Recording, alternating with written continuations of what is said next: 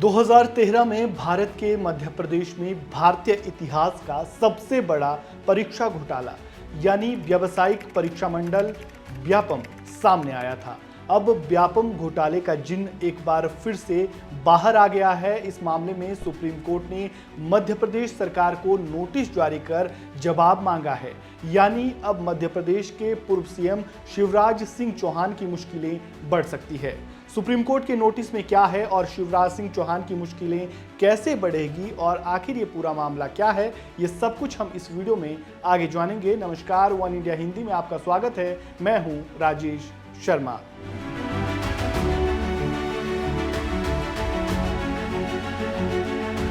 इस मामले की जांच अब सीबीआई करेगी।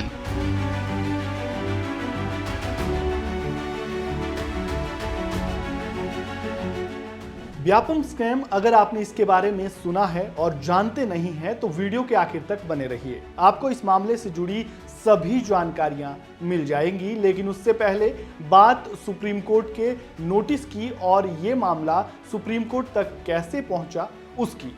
पूर्व निर्दलीय विधायक और व्यापम मामले के विसल ब्लोअर यानी वो व्यक्ति जो संगठन या लोगों में होने वाले अन्याय से संबंधित मुद्दों को उजागर करता है। व्यापम मामले के विसल ब्लोअर कांग्रेस नेता पारस सकलेचा ने इस मामले में सुप्रीम कोर्ट का दरवाजा खटखटाया है।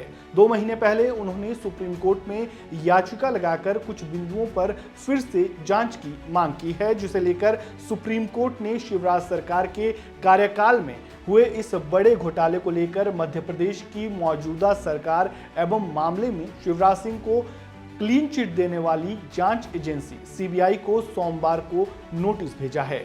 व्यापम घोटाला पहली बार जुलाई 2009 में सामने आया था, जिसके बाद 17 दिसंबर 2009 को एक जांच कमेटी का गठन किया गया था। बावजूद इसके 2010 से 2013 के बीच घोटाले की जांच में कोई ठोस कार्रवाई नहीं हुई। इस पर पारस सकलेचा ने याचिका दायर की, जिसमें उन्होंने आरोप लगाया कि जिम्मेदार अधिकारियों के खिलाफ कोई कार्रवाई नहीं की जा रही है। पारस सकलेचा ने पहले इंदौर हाई कोर्ट में इस मामले को लेकर याचिका लगाई थी, लेकिन वहां उनकी याचिका खारिज कर दी गई थी। उन्होंने बताया कि 11 दिसंबर 2014 को एसटीएफ को 350 पृष्ठों का आवेदन दिया गया था, जिसमें उन्होंने इस मामले की गंभीरता को उजागर किया था।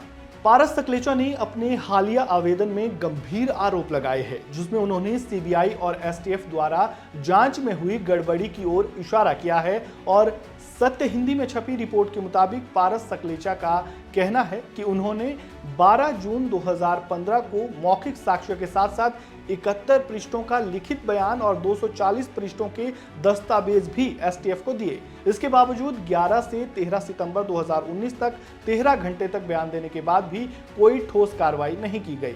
इसके बाद उन्होंने अक्टूबर 2016 में सीबीआई में भी बयान दिया, लेकिन उस पर भी कोई कार्रवाई नहीं हुई। सकलेचा ने लगभग 850 पृष्ठों के दस्तावेजी साक्ष्य प्रस्तुत किए, जिन्हें उन्होंने अपने तथ्यों के प्रमाण के तौर पर पेश किया। उन्होंने कोर्ट में ये गुहार लगाई है कि निर्धारित समय सीमा के भीतर जांच कर इसकी कार्रवाई की जाए। सीबीआई ने मध्य प्रदेश में 2013 में हुए करोड़ों रुपए के व्यापम परीक्षा घोटाले में नवंबर 2017 में एक आरोप पत्र दाखिल किया था, जिसमें 409 लोगों के नाम शामिल थे। इसमें मुख्यमंत्री शिवराज सिंह चौहान को सीबीआई की ओर से क्लीन चिट दे दी गई थी। सीबीआई ने भोपाल की विशेष अदालत में आरोप पत्र सौंपते हुए कहा था कि मध्य प्रदेश पुलिस से जब एक हार्ड डिस्क ड्राइव के साथ कोई छेड़छाड़ नहीं हुई है, जिसका आरोप वरिष्ठ कांग्रेस नेता और पूर्व मुख्यमंत्री दिग्विजय सिंह ने लगाया था। सीबीआई के आरोप पत्र में कहा गया था कि हमने व्यापम के तत्कालीन प्रधान सिस्टम एनालिस्ट के कंप्यूटर से 18 जुलाई 2013 को जब्त किए गए हार्ड डिस्क ड्राइव के साथ छेड़छाड़ होने के दिग्विजय सिंह और एक अन्य व्यक्ति द्वारा लगाए गए आरोपों की जांच की है। सीएफएसएल की रिपोर्टों के आधार पर और एक अन्य सबूत के आधार पर सीबीआई ने निष्कर्ष निकाला था कि ड्राइव के साथ कोई भी छेड़छाड़ नहीं की गई है। वहीं बात अगर व्यापम घोटाले की करें तो इसकी शुरुआत साल 2007 और 8 की मानी जाती है, जब स्थानीय निधि लेखा परीक्षक कार्यालय की रिपोर्ट में अनियमितताओं का पता चला। लेकिन मुख्य रूप से 2013 में यह घोटाला सामने आया, जब परीक्षा में किसी जगह दूसरे को बैठाना, नकल कराना और अन्य तरह की धांधलियों की वजह से इंदौर पुलिस ने शहर के कई होटलों में से 20 लोगों को गिरफ्तार किया था, जिनमें से 17 लोग उत्तर प्रदेश से थे और ये असली परीक्षार्थियों के बदले खुद केंद्र में बैठकर परीक्षा देने आए थे। व्यापम घोटाला मामले में पहले मध्य प्रदेश पुलिस की स्पेशल टास्क फोर्स ने इसकी जांच की। 2015 में सुप्रीम कोर्ट ने व्यापम केस की जांच सीबीआई को सौंपी थी। बाद में सरकार ने व्यापम में इसका नाम बदलकर प्रोफेशनल एग्जामिनेशन बोर्ड कर दिया। इसके बाद इसकी संरचना में बदलाव करके इसे एम्प्लॉय सिलेक्शन बोर्ड कहा जाने लगा।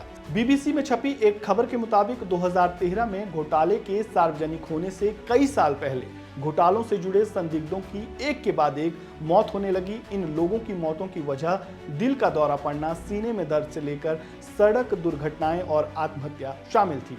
इतना ही नहीं, ये सभी मौतें असामयिक और रहस्यमय थी, जो अपने पीछे कई सवाल छोड़ रही थी।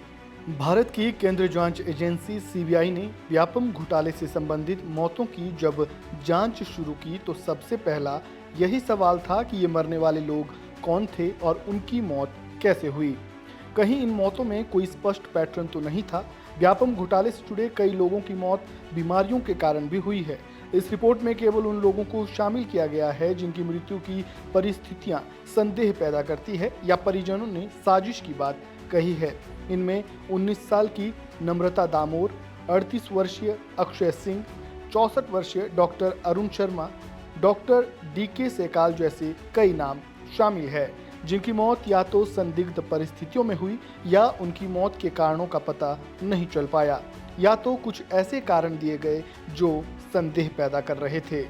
अब एक बार फिर से व्यापम का ये जिन बाहर आ गया है और सुप्रीम कोर्ट ने इस मामले में मध्य प्रदेश सरकार और पूर्व सीएम शिवराज सिंह को क्लीन चिट देने वाली सीबीआई को भी नोटिस भेजा है।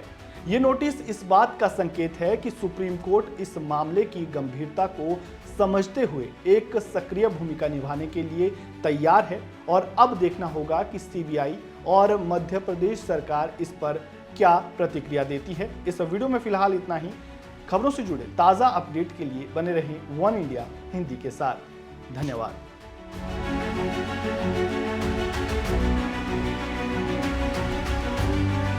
इस मामले की जांच अब सीबीआई करेगी।